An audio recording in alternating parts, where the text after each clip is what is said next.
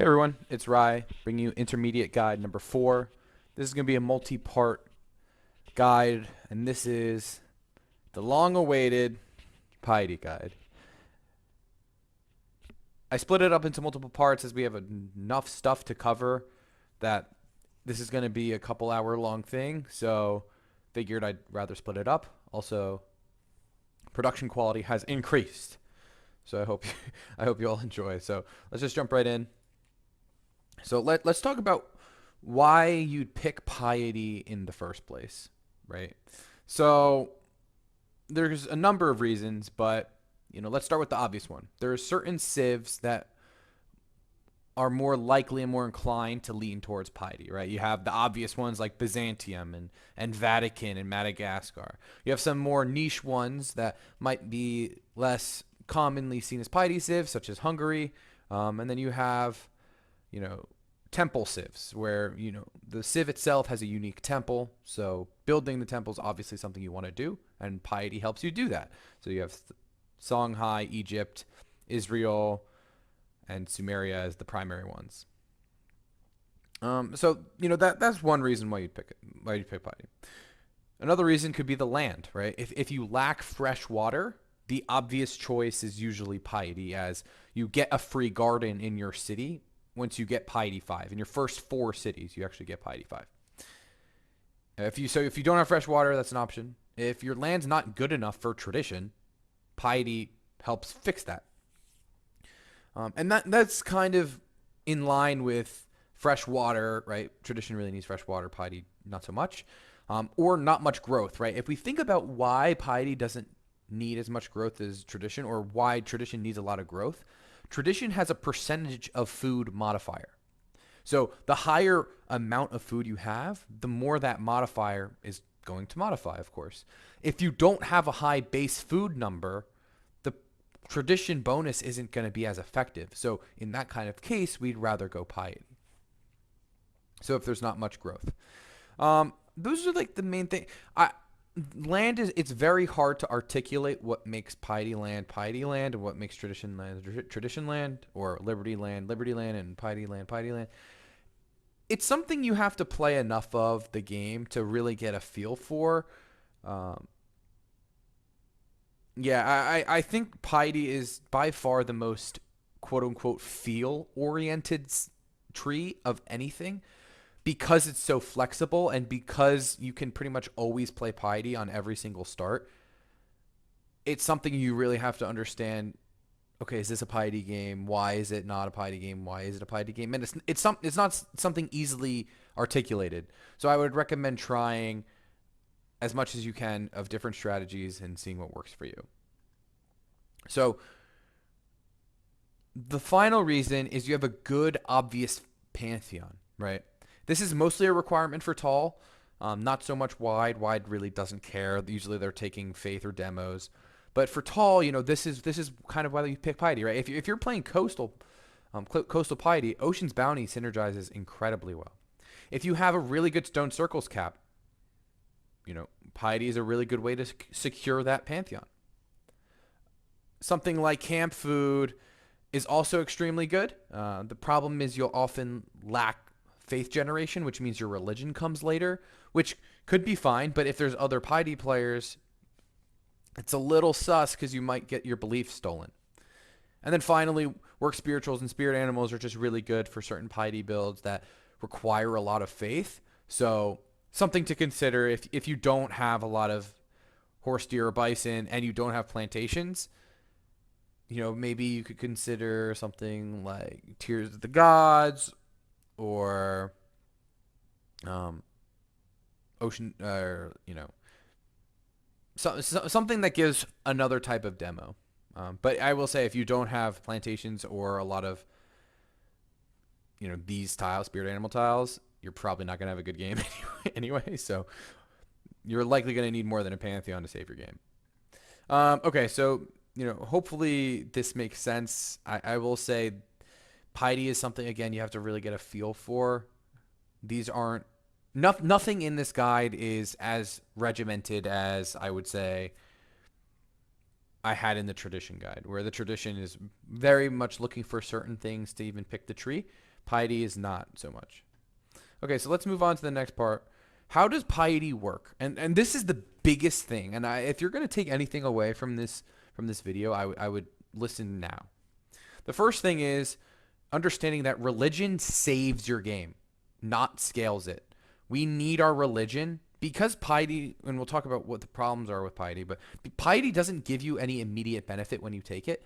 Religion is what helps our game catch up to the players that got a lot of benefits for picking their policy trees.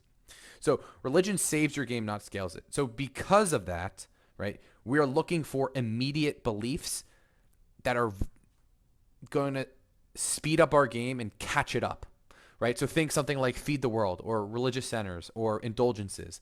These are beliefs that are fundamentally just flat demos, and that's what we're looking for. A lot of people get confused and they're like, oh, on piety, I'm trying to scale, so I should be taking all scaling beliefs. That is flawed logic.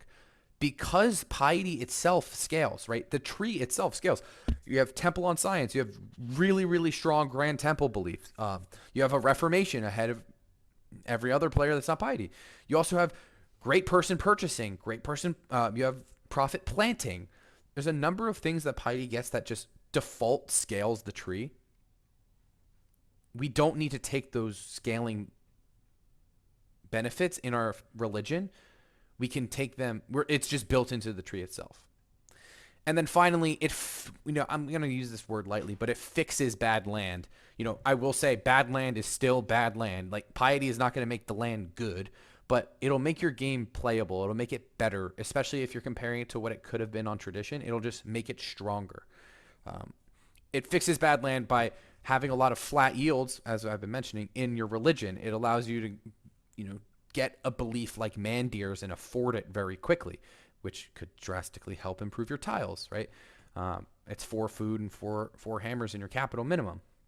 And then obviously profit plants allow us to turn dead tiles into usable tiles. So just something to keep in mind. Like this is kind of the general scope of how piety itself works and why you'd even consider taking it in the first place. So let's talk about where does piety go wrong, right? We just listed all this great stuff that piety does for us. Well, as mentioned, piety gets nothing compared to other trees except for production towards shrines and temples. And I will say there's a lot of value in overflowing shrines early game.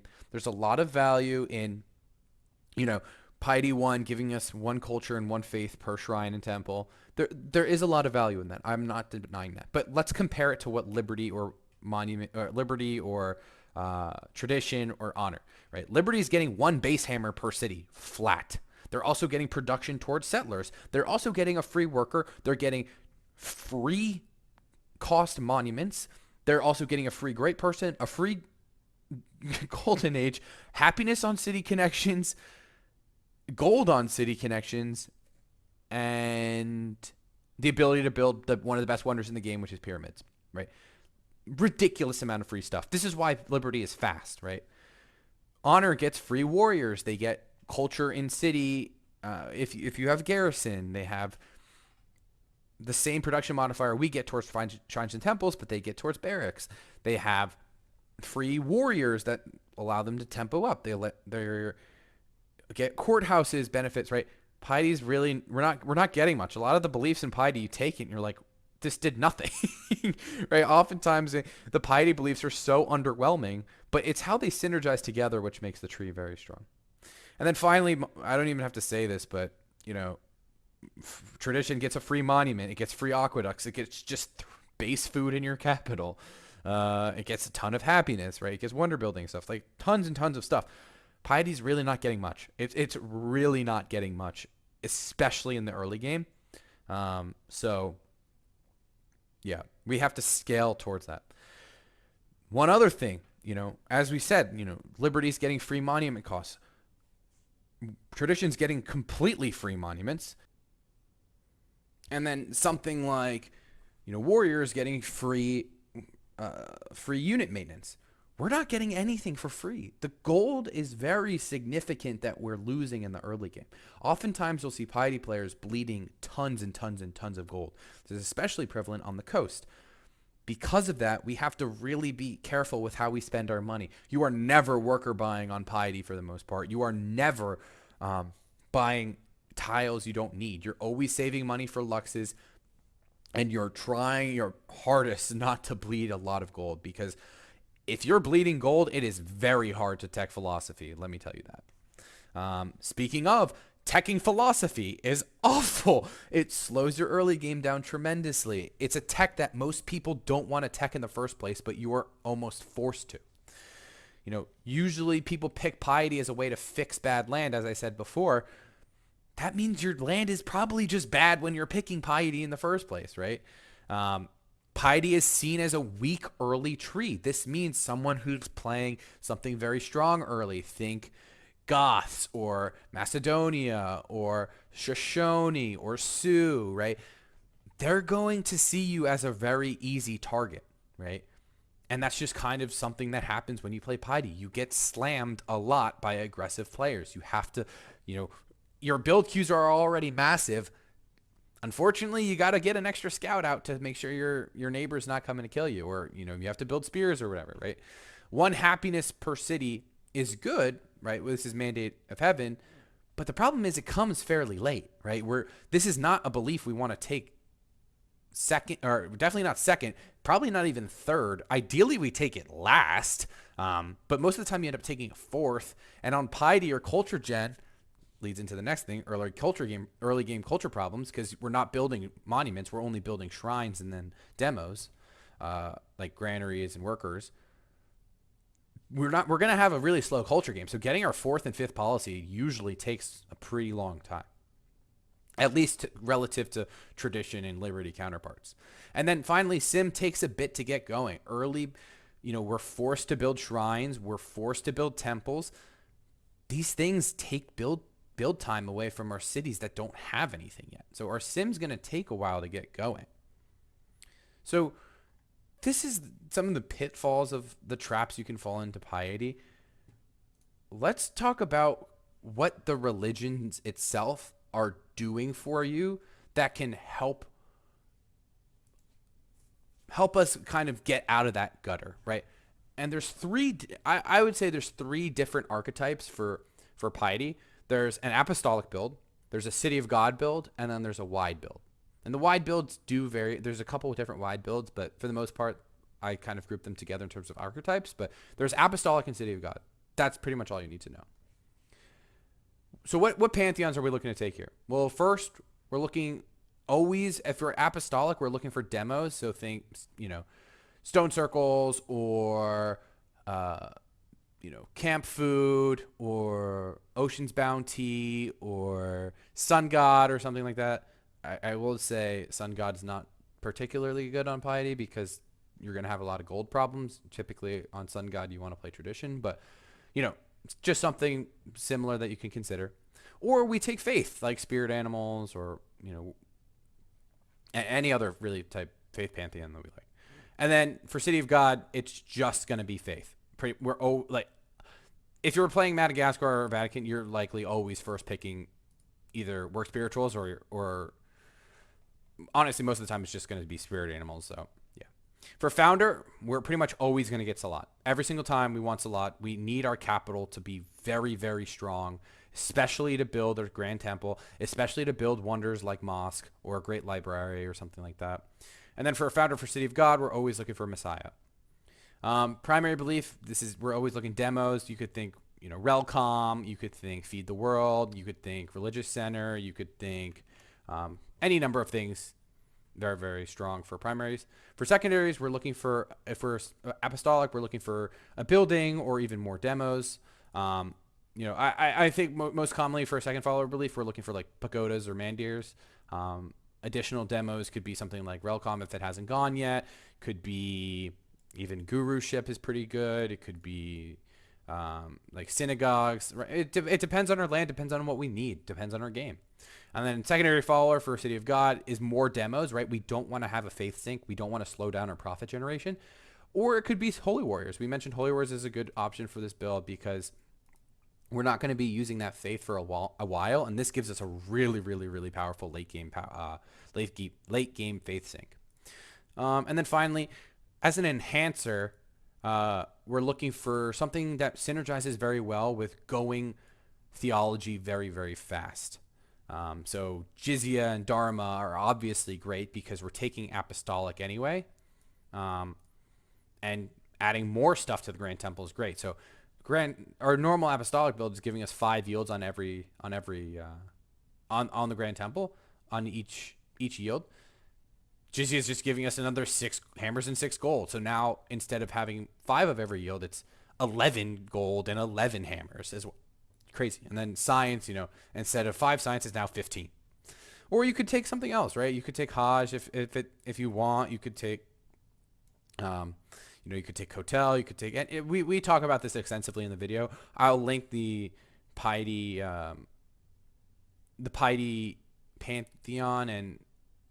Piety religion guide and the description of this video. And then finally, for enhancer for City of God, we're pretty much always going to be thinking Unity. If Unity is gone or for whatever reason, and we've taken City of God already, Disciples is a great option. Disciples is also a very good option if we're going Commerce secondary, or something else. I would mostly lean to Unity and Disciples, primarily Unity, but another one could be good. I've seen games where it works. And then finally, Reformation. Obviously, if it's the apostolic build, we're talking about apostolic here. It's people call it Apo for short. Or Swords into Plowshares is a common one. There used to be before City of God was buffed. Swords was the default option if you were tall and Apo was gone. So swords can still work. It's still plenty powerful. And then City of God, obviously, for the final one. So this is like a general tall piety guide, and let's talk about wide. So there's 2 different types of wide builds in my eyes. You have the faith or shrine happy one. Typically, this is the faith. I like to consider this faith, and then you have craftsman or shrine happy. Again, similar type of build where the founder doesn't really matter. We could take Salat, we could take tithe, we could take church property. Anything is really, really good. We're just looking for stuff that, I think with the founder, you can afford to be a little more greedy because we're not going to be greedy with the rest of religion. So, and I usually our Pantheon is kind of supporting our game. So I usually opt for tithe personally. I think it scales extremely well with, indulgence with pilgrimage. It scales into the late game because we'll be spreading to city states. But if not for tithe, you could obviously go for Salat. Salat's very good. Having a strong cap when in a piety game is very good as it lets you build your Grand Temple much faster.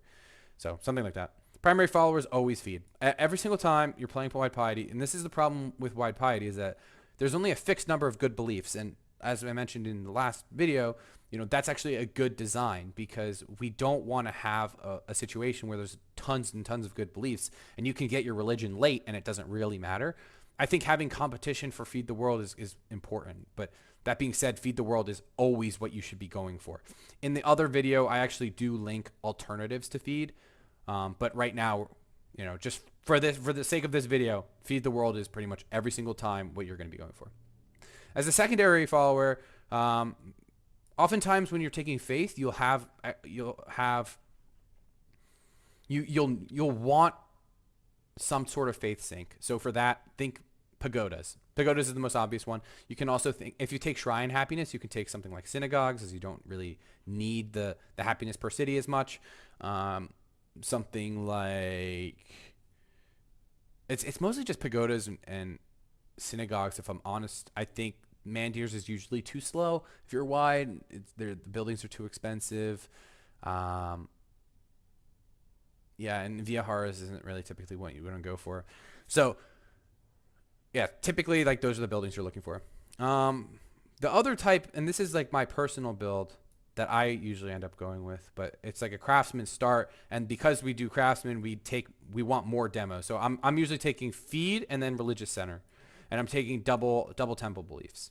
And I talk extensively about why this is good and what civs it's good on in the other video, but for the most part, you're just looking for demos here.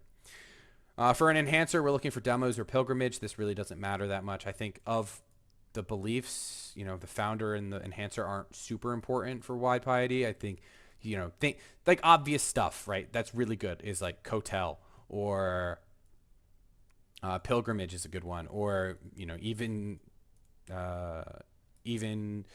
defender of the faith is also very good. And then finally, this is where the archetypes differ, but it's usually indulgences as your finisher. The reason you want to do indulgences here is we're going to be spreading our religion before we enhance, and the goal is with the faith pantheon, we can get a religion, mid turn 30 ish, maybe even a little sooner, maybe a little later, depends on your game. Mid turn 30 or late 30, and then we start spreading our religion as soon as fucking possible. The goal is to have all of our cities with indulgences by turn 45. And then finally on this one, because we don't have a faith sync, oftentimes because we're craftsmen, it's not that big of a deal, but we can do something like houses if we're having a really we want to scale and our game's good enough, or we could take indulgences just to supplement the fact that our game might be weaker. So that's it for this video. I think I kind of covered all that I wanted to mention about what to look for when you're building a religion. Me and Glosson talk extensively about different religion options. We talk in depth about every single belief, if it's good, if it's even worth considering, on what build it's good for, stuff like that. So I would definitely recommend checking that out if you're struggling on the religion screen. But yeah, that's it for this video. Stay tuned for the next one where I'm going to be talking about if you should go a monument or not, which is definitely a heated subject. So stay tuned for that. Thanks, guys.